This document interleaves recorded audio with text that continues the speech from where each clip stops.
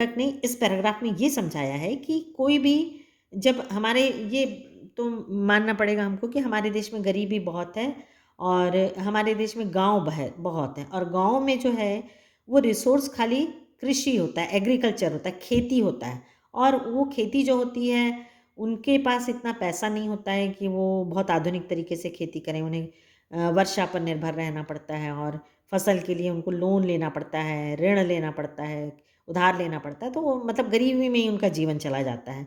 तो maximum number of people जो है हमारे यहाँ गरीब हैं। तो उस गरीबी को दूर करने के लिए सरकार तरह-तरह के प्रयास करता है। लेकिन होता क्या है, जो लोगों को दिया जाता है इसका ज़िम्मा कि भई आपको ये राशन इन तक बाँटना है, ये पैसे देना है, ये सड़क बनाना है, ये गाँव सुधारना है, इनको कृषि में खर्च करना है, ये बच्चों की सुविधाओं में, ये उनके स्वास्थ्य के लिए है या ये उनकी शिक्षा के लिए है। तो वो जो पूरा उनका प्रॉफ़िट उन व्यक्तियों को मिलना चाहिए, वो उनको ना मिल के किनको मिलता है? जिनको इसका ज़िम्मा दिया जाता है। वो अपना ज़्यादा उसमें लाभ देखते हैं और जो थोड़ा बहुत बचता है वो दूसरों को जाता है। तो उसका परिणाम ये होता है कि हमारे देश की और दुर्दशा होती है। मतलब जिनको फ़ायदा मिलना चाहिए, वो लोग ना लेकर क्या करते हैं, दूसरे लोग अपना ही स्वार्थ सिद्ध करते हैं। भारतवर्ष सदा कानून को धर्म के रूप में देखता आ रहा है। तो आप देखे भी होंगे जब भी कोई कानून का जो आप स्टैच्यू देखते होंगे तो उसमें एक चीज़ देखते होंगे तराजू रहती है हाथ में और आँख में पट्टी बंधी रहती है। तो उसका मतलब होता है कि जब वो जस्टिस करेगा, न्याय करेगा तो सारे रिश्ते नाते और बिना स्वार्थ के करेगा। तो कहने का मतलब लेखक का है कि कानून जो है, लॉ है, तो उसको किसके रूप में देखा जाता है? धर्म के रूप में। आपने मूवीज़ में या टीवी सीरियल में देखा होगा जब कभी भी किसी कोई ऐसा केस होता है तो पहले गीता की शपथ दिलाई जाती है। अपन कसम खाते हैं धार्मिक किताब लेके कि हम जो बोलेंगे सच बोलेंगे। मतलब कहने का मतलब ये है कि कानून को हमारे देश में एक धर्म या भगवान के रूप में देखा जाता है। आज एकाएक कानून और धर्म में अंतर कर दिया गया है। धर्म को धोखा नहीं दिया जा सकता, कानून को दिया जा सकता है। यही कारण है कि जो लोग धर्मभीरू हैं, वे कानून की त्रुटियों से लाभ उठाने में संकोच नहीं करते। तो लोग क्या करते हैं, कानून को भी अपने हाथों में ले लेते हैं और धोखा दे देते हैं। इस बात के पर्याप्त प्रमाण खोजे जा सकते हैं कि समाज के ऊपरी वर्ग के चाहे जो भी होता रहा हो, भीतर-भीतर भारतवर्ष अब भी अनुभव कर रहा है कि धर्म कानून से बड़ी चीज़ है। अब भी सेवा, ईमानदारी, सच्चाई और आध्यात्मिकता के मूल्य बने हुए हैं। वे दब अवश्य गए हैं लेकिन नष्ट नहीं हुए हैं। आज भी वह मनुष्य से प्रेम करता है, महिलाओं का सम्मान करता है, झूठ और चोरी को गलत समझता है, दूसरे को पीड़ा पहुंचाने को पाप समझता है। हर आदमी अपने व्यक्तिगत जीवन में इस बात का अनुभव करता है।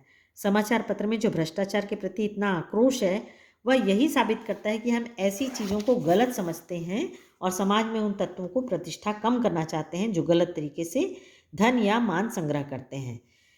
तो अभी भी लेखक जैसा टाइटल है हमारे इसका लेसन का कि क्या निराश हुआ जाए, तो इस पैराग्राफ में लेखक ने बहुत ही अच्छी बात बोली है कि भले ही लोग ऐसे हों, लेकिन ऐसे लोगों की संख्या अभी भी कम है।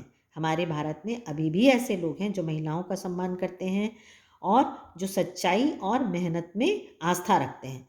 और लेखक ने पहले पैराग्राफ में बोला था कि समाचार पत्रों में इस तरह के समाचारों की भरमार होती है, भ्रष्टाचार, चोरी-फरेब ये सारी चीज़ों की। लेकिन उसका जो समाचार पत्र जो न्यूज़पेपर हैं वो इसलिए उसको छापते हैं कि उन तत्वों की प्रतिष्ठा कम करना चाहते हैं। मतलब उन पे इस तरह की उँगली उठाए जाते हैं, मतलब उनको इंडिकेट किया जाता है, लोगों के सामने ऐसे व्यक्तियों को लाया जाता है कि जिससे कि उनकी प्रतिष्ठा, मान-सम्मान कम हो और लोग जानें कि भई ये जो व्यक्ति है या ये जो पार्टी है, वो गलत तरीके से धन कमाई है या जो मान-सम्मान है वो उनका सच नहीं है। दोषों का पर्दाफ़ाश करना बुरी बात नहीं है। बुराई यह मालूम होती है कि किसी के आचरण के गलत पक्ष को उद्घाटित करके उसमें रस लिया जाता है और दोषोद्घाटन को एकमात्र कर्तव्य मान लिया जाता है। बुराई में रस लेना बुरी बात है। अच्छाई में उतना ही रस लेकर उजागर न करना और भी बुरी बात है। सैकड़ों घटनाएं ऐसी घटती हैं जिन्हें उजागर करने से लोक चित्त में अच्छाई के प्रति अच्छी भावना जगती है।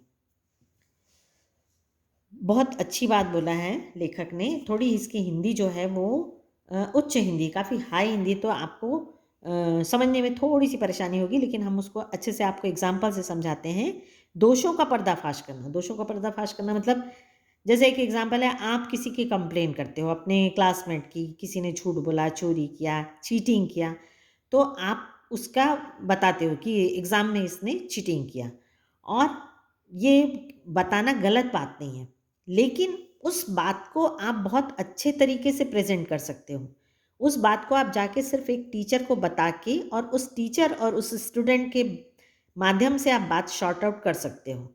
ये होता है किसी गलत बात को गलत साबित करना।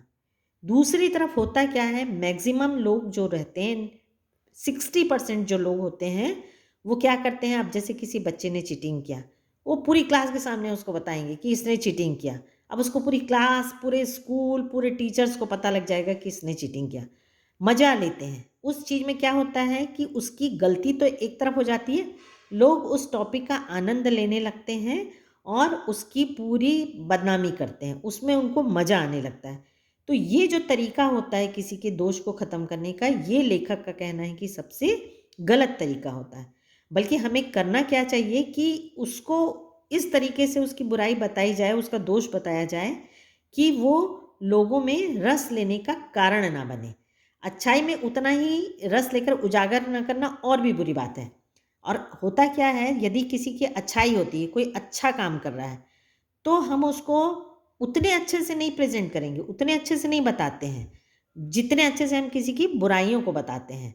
तो ये और भी उससे गलत होता है कि यदि हम किसी की अच्छाई को और अच्छे से ना बताएँ।